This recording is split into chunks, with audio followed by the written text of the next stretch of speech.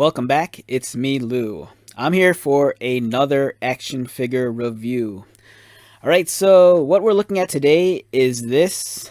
This is a Masters of the Universe Classics. It's King Grayskull. This is not to be confused with the action figure that's currently on shelves from the Masterverse line. I believe this version of the character debuted in the 2000X animated series. I might be wrong on that. I know very little about this character other than what I've read online, like on wiki pages and whatnot. So this is something that was brought to my attention a couple of years ago. So if you've been watching my channel, you'll know that I'm kind of dabbling a little in the classics line. I probably have about a dozen figures in my collection. You know, I wasn't collecting these figures at the time of their actual release. When I came across this guy initially, when I first became aware of him, it was like I was on eBay just hunting around for classics figures. And I remember seeing this figure and just like falling in love with it. You know, I thought this was a really cool iteration of He-Man, but you know, little did I know that this is not actually He-Man. This is King Grayskull. You know, prior to me doing any research on the figure, I always kind of thought that maybe this was He-Man in the far future when he was older. And much like, you know, like Conan, he eventually becomes king, and he wears, you know, the crazy cape with the fur on it. And I thought it just looked, you know, really badass. But, you know, after doing some research, so for my understanding, you know, feel free to comment down below if you understand or know this character better than I do. So for my understanding, I think this character debuted in the 2000X series. And from what I read, I think this guy, so he's an ancestor to He-Man, but that doesn't necessarily mean he's an ancestor to Prince Adam. So from what I gather is that upon dying, he took his life essence and kind of like, I think, injected it into the power sword, or imbued that power into the power sword, and eventually the power sword, you know, split in two. So, you know, whoever wields the power sword kind of inherits his power. And I think that's like the power of He. And since he was kind of like a custodian of Grayskull, everything about that is kind of like embodied within the sword. So that's where kind of Prince Adam draws his power from the sword. You know, it dates way back to this ancestral character of King Grayskull. So this is King Grayskull, the action figure. I bought this secondhand, and I bought that at one of my favorite collectible toy stores, which is Wax Packs Records and Toys, located in beautiful Roselle, Illinois. If you're in the Chicagoland area, check this place out. So Aaron, the shop owner, he got this in stock from another collector, and this was something that's been on my radar for a long time. And when I was at the shop, I wanted to take a look at it, and I did. It's missing a lot of the accessories. So mine only came with this power sword, and this power sword kind of has like it's almost like a glowing effect. It appears to be made of like a translucent blue plastic. And it came with, the original figure came with 3 swords altogether. It came with this one, and it came with one half of the power sword, and then another half of the power sword. And much like the original toy, you could actually could combine the two together. Whereas this sword kinda, I think this represents the sword in its totality when it's actually combined. It's a much cleaner look than actually having, you know, 2 separate pieces put together. Then you have this kind of like chunkier sword, whereas this one's a little bit more streamlined. The figure also supposedly came with, I believe, a battle axe, the traditional He-Man shield, and then a blue orb, which I think houses the essence of, you know, his power.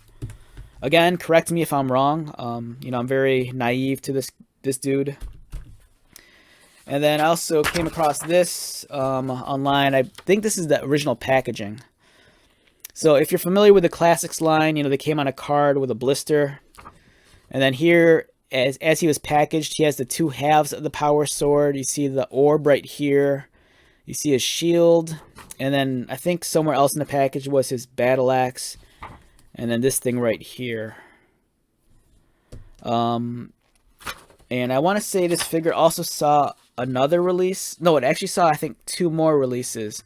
There was a San Diego Comic-Con exclusive, and the package was kind of like a much larger box. And I think it was like a slipcase, and it kind of resembled, I think, more so like the front of Castle Grayskull. And then there was a third release, which I think was the figure, but it had the appearance of him being almost like bronzed, so it almost looked like a statue. But overall, I think this is a fantastic piece. It's something I've been wanting for such a long time. It really makes me want to grab the Masterverse version of the character that's available at Target, just so I could compare the two figures and maybe even swap out the accessories. All right, so let's take a look at this guy up close. Like I said, I believe this is a descendant of He-Man. So that's why he kind of resembles He-Man. I dig the look a lot. The longer hair. It's very like Viking like in its appearance. I love like the very like furry. It's almost like a lion mane on the top of his cape. The cape's pretty awesome also. It's kind of like tattered and beat up. It's a thin material towards the bottom, but it's rough. I mean, overall, it's kind of a very stiff material. Doesn't have a lot of flex and give to it. And the figure is actually dated also. So this thing came out back in 2008. So you're looking at an action figure that's about 14 years old. The cape also, it has two sockets here, and they plug it into these tabs right there, but it's kind of hard to like actually get them aligned and plug them in. And you don't really necessarily need to. I mean, you could kind of just drape it over his shoulders and it kind of holds in place naturally. In terms of this figure, let's take a look at him up close. Very clean head sculpt. It looks like He-Man. The straps and harnesses are nice. He has that fur bikini. The boots, it's very solid.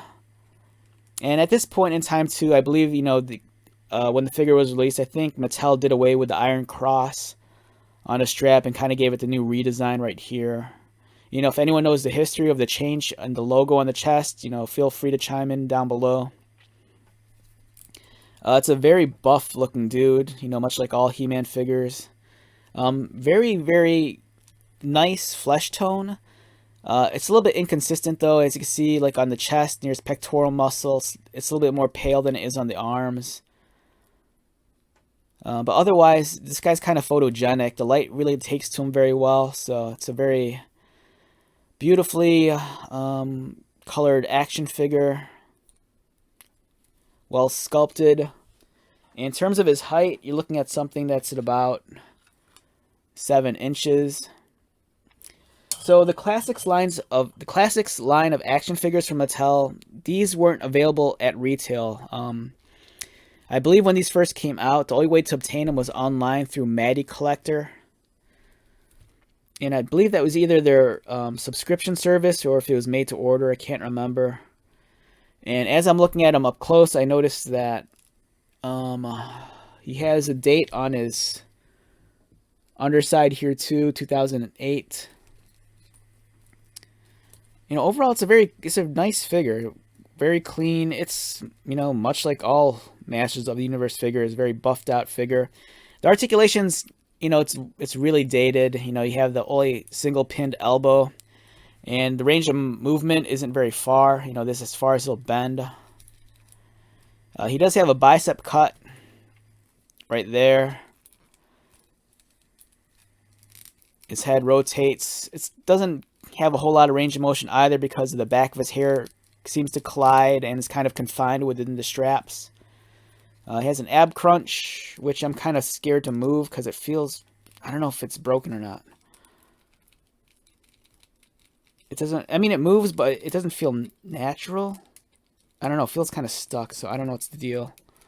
Like I said, I bought this second hand, so I don't know necessarily if this figure is in pristine condition.